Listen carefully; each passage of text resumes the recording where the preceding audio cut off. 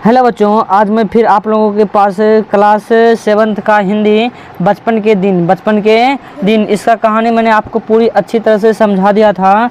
हर एक डिटेल में बात बता दिया था एपीजे अब्दुल कलाम के बारे में। बचपन के दिन इस चैप्टर का नाम था, हमने पढ़ा दिया था। आज इसका क्वेश्चन आंसर करेंगे। आज क्या करेंगे? क्वेश्चन आंसर करेंगे। पहला है बहुविकल्पिक प्रश्न, कहता कि भूतपूर्व राष्ट्रपति एपीजे अब्दुल कलाम का जन्म कहाँ हुआ था? तो हम बताए थे आपको तमिलनाडु के रामेश्वर कस्बा में। तमिलनाडु के कहाँ? रामेश्वर कस्बा में। अगला क्वेश्चन कहता है कि रामानंद के पिता थे। हमने आपको बताया था कि मंदिर के पुजारी थे, जिन्होंने टीचर को बुला के बहुत समझाया था। उसके बाद शिक्षा का भेदभाव सब चीज़ बदल गया था। जो बच्चों के प्रति हिंदू मुस्लिम करता था वो भावना वो बदल चुका था, वो बहुत अच्छे इंसान बन चुके थे। अब कहता कि अब्दुल कलाम के बचपन में कितने मित्र थे? तो हमने बताया था बचपन में कितने मित्र थे? 3। आपको नाम भी पता था, नाम कमेंट में लिखिएगा नाम क्या है बचपन के तीनों मित्र के क्या क्या नाम हैं। अब आइए 2 नंबर क्वेश्चन देखते हैं। एपीजे अब्दुल कलाम को शिक्षा ग्रहण करने में किन किन कठिनाइयों का सामना करना पड़ा? तो आप इसमें कह सकते हैं कि डॉक्टर एपीजे अब्दुल कलाम को जिन जिन कठिनाइयों का सामना करना पड़ा उसमें प्रमुख थे धर्मवाद यानी संप्रदायवाद का, और संप्रदायवाद यानी दोनों चीज़ में, मतलब कि धर्म के प्रति भी और सांप्रदायिक भावना के प्रति भी उनको क्या करना पड़ा? कठिनाई सहना पड़ा। अब 3 नंबर क्वेश्चन कहता है कि रामानंद के पिता ने दोनों दोस्तों के प्रति भेदभाव का व्यवहार करने वाले शिक्षक से क्या कहा और ऐसा उन्होंने क्यों कहा? तो आप इसके आंसर में लिख सकते हैं कि रामानंद के पिता ने दोनों दोस्तों के प्रति भेदभाव करने वाले शिक्षक से कहा, उन्हें निर्दोष बच्चों के दिमाग में इस तरह की सामाजिक असमानता एवं सांप्रदायिक भावना का विष नहीं घोलना चाहिए। समझे ना? देखिए वो टीचर एपीजे अब्दुल कलाम को आगे से पीछे बैठा दिया, बहुत तकलीफ वाली बात हुई, समझे, इसीलिए बुलवाए। और कहते हैं कि ऐसा उन्होंने इसीलिए कहा क्योंकि एक योग्य शिक्षक बच्चों में भेदभाव उत्पन्न नहीं करते। जो योग्य शिक्षक होते हैं बच्चों में क्या करते हैं? भेदभाव उत्पन्न नहीं करते हैं। शिक्षकों को जाति, धर्म, संप्रदाय, गरीब अमीर, ऊंच नीच आदि भेदभाव से सदैव अलग रहना चाहिए, बल्कि इन सबसे ऊपर उठकर रहना चाहिए। इन सबसे क्या रहना चाहिए? ऊपर उठकर रहना चाहिए। अब पाठ से आगे का क्वेश्चन देखिए। कहता है कि डॉक्टर अब्दुल कलाम के विज्ञान शिक्षक की पत्नी यानी सोच में क्या परिवर्तन हुआ होगा? मतलब कि अपने आप से रुकेगा, आखिर पत्नी में क्या परिवर्तन हुआ होगा कि एपीजे अब्दुल कलाम को दोबारा रसोई घर में ले जा खाना खिलाया? तो आप ऐसा लिख सकते हैं कि कलाम साहब के विज्ञान के शिक्षक की पत्नी की सोच में परिवर्तन हुआ क्योंकि विज्ञान शिक्षक की पत्नी ने कलाम साहब को अपने रसोई में खिलाने से इनकार कर दी थी, और लेकिन बाद में पुनः उन्होंने कलाम को बुलाकर अपने रसोई में अपने हाथों से परोसकर खाना खिलाई। समझें? देखिए खिलाई थी। बाद में उन्होंने कलाम को बुलाकर अपनी रसोई में हाथों से परोसकर खाना खिलाई थी। इस परिवर्तन का कारण निम्नलिखित हुए होंगे। पहला कह सकते हैं कि विज्ञान शिक्षक अपने श्रीमती जी को सांप्रदायिक भावनाओं का समाज में बांटना का ज्ञान दिए होंगे, अर्थात मानव को मानव समझो इत्यादि का पाठ पढ़ाए होंगे कि मानव को मानव समझो, हिंदू मुस्लिम मत करो, वो मुस्लिम है तो क्या हुआ, वो भी तो एक इंसान है मेरी ही तरह। अथवा कलाम के विचार भावनाओं से प्रभावित हुई होगी, अथवा दरवाजे पर आए हुए को निराश नहीं करना चाहिए। ये सब हो सकते हैं। अब अगला पार्ट से आगे हम 2 नंबर क्वेश्चन देखिए क्या कहता है। 2 नंबर क्वेश्चन कहता है कि नए शिक्षक के द्वारा अब्दुल कलाम को उन मित्र रामानंद से अलग बैठाकर बैठने को कहा गया। शिक्षक ने इस व्यवहार पर अपनी राय तर्क सहित दीजिए, मतलब शिक्षक के इस व्यवहार पर आप अपना तर्क दीजिए। आप पढ़ लीजिए, उसके बाद हम बता देते हैं, आप अपने मन से लिखिएगा। तो कहिएगा कि हमारे राय से शिक्षक का व्यवहार ये उचित नहीं था। कोई शिक्षक ऐसा नहीं करता, हम भी पढ़ाते हैं, कभी ऐसा नहीं किए कि कोई हिंदू मुस्लिम को भेदभाव किए, सबको एक समान देखते हैं। हमारे नज़र में तो सब बच्चे एक जैसा होते हैं। टीचर की नज़र में सारे बच्चे कैसा होना चाहिए? एक समय एक जैसा होना चाहिए, सब एकदम स्टूडेंट लगना चाहिए और हिंदुस्तानी लगना चाहिए।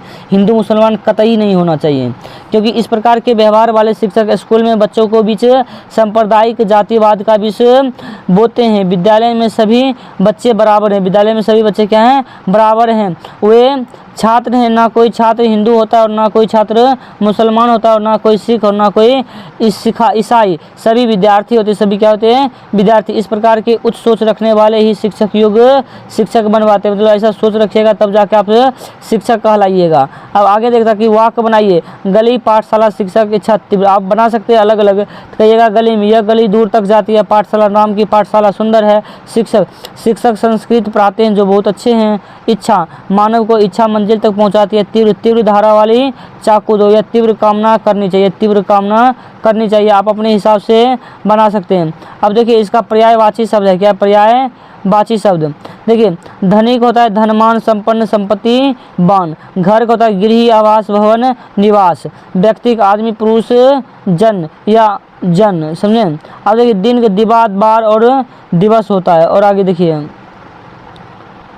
आगे कहता है कि पत्नी की भार्या, अर्धांगिनी और गामिनी होता है। और गतिविधि, देखिए गतिविधि हमको इम्पोर्टेंट लगा, हम इसीलिए आपको पढ़ा दिए, वरना गतिविधि हम नहीं पढ़ाते हैं, समझे ना। देखिए गतिविधि बहुत इंपॉर्टेंट है, इसीलिए हम आपको पढ़ा रहे हैं। देखिए पहला गतिविधि कहता है भारत में अब तक जितने भी राष्ट्रपति बने हैं उनकी सूची क्रमानुसार बनाइए, चाहे उनके चित्र भी संग्रह कीजिए। चित्र तो हम इकट्ठा नहीं कर पाए बाबू, लेकिन चित्र आपको गूगल पे मिल जाएगा, समझे, वहाँ से गूगल पे से देख सकते हैं। हम सबका नाम आज आपको बता देते हैं, जिसमें APJ अब्दुल कलाम और वर्तमान राष्ट्रपति द्रौपदी मुर्मू के बारे में विस्तृत जानकारी आपको मैं इस वीडियो में बताने वाला हूँ। देखिए डॉक्टर राजेंद्र प्रसाद सर्वप्रथम, doctor Sarvepalli Radhakrishnan, doctor Zakir Hussain, V V Giri, Fakhruddin Ali Ahmed, Neelam Sanjiva Reddy, Giani Zail Singh, R Venkat Raman, doctor Shankar Dayal Sharma, KR Narayan, doctor APJ Abdul Kalam, इसके बारे में भी बताएंगे।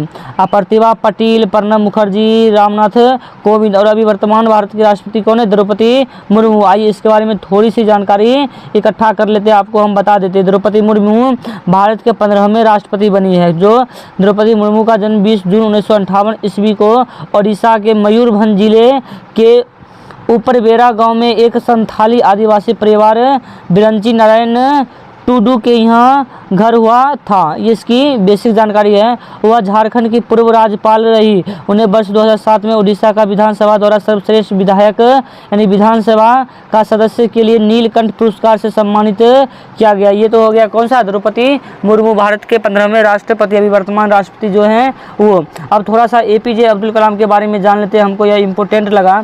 कहता है डॉक्टर APJ अब्दुल कलाम के द्वारा विज्ञान के क्षेत्र में किए गए कार्यों की जानकारी प्राप्त कीजिए। आपको ये जानकारी नहीं मिल सकता, हमको भी मतलब कि थोड़ा सा तो था, ये थोड़ा सा गूगल से भी डाउनलोड किए हैं, वहाँ से सर्च आप कर लीजिएगा तो आपको और बेहतरीन जानकारी इसके बारे में मिल जाएगा। देखिए अब्दुल कलाम के बारे में पढ़ते हैं।